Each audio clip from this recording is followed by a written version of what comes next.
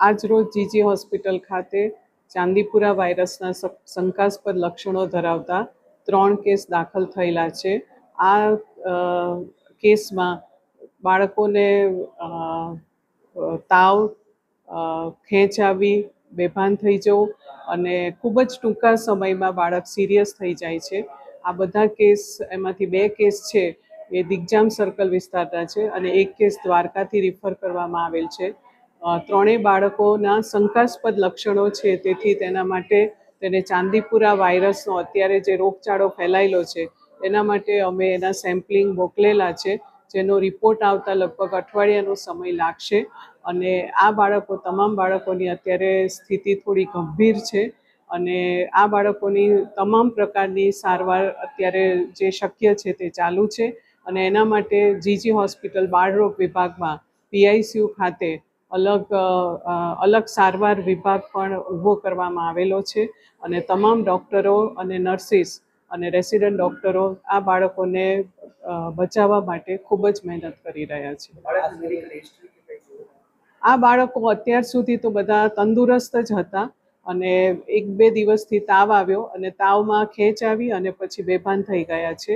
અને આ બધા લક્ષણો શંકાસ્પદ રીતે ચાંદીપુરા વાયરસના ગણાય છે. અને આ જે સ્થિતિ છે તે લગભગ દર વર્ષે જ્યારે ચોમાસું આવવાનું હોય અથવા ચોમાસું ચાલુ થાય ત્યારે આ નોર્મલ વસ્તુ છે. એના માટે કોઈ પેનિક થવાની કોઈ જરૂર નથી. અને ખાસ કરીને આ જે રોગ છે એ સેન્ડ ફ્લાય નામની માખી દ્વારા ફેલાય છે.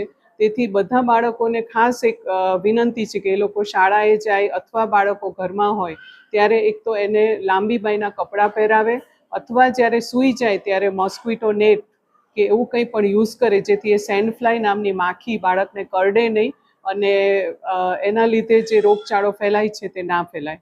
અને બીજી વસ્તુ એ છે કે આજુબાજુના વિસ્તારોમાં થોડી ચોખ્ખાઈ રાખવી જોઈએ, કારણ કે આ જે માખી છે સેન્ડ ફ્લાય માખી એ ગંદકીમાં ફેલાય છે. એટલે આજુબાજુના ના, દર્દીઓની કોઈ ટ્રાવેલ હિસ્ટ્રી નથી. બરાબર.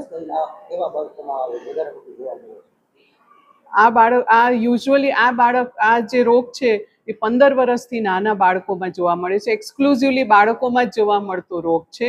અને ખાસ કરીને જે સ્લમ વિસ્તાર છે અને જે કાચા મકાનો છે, કારણ કે જે આ સેન્ડ ફ્લાય છે એ કાચા મકાનોની તિરાડોમાં જે ત્યાં એનો ઈંડા મૂકતી હોય છે અને ત્યાંથી એ ફેલાતી હોય છે અને બાળકોને કરડે છે. એટલે જ્યાં ગંદકી હોય ત્યાં આગળ આ જે રોગનું પ્રમાણ છે એ વધવાની શક્યતા છે.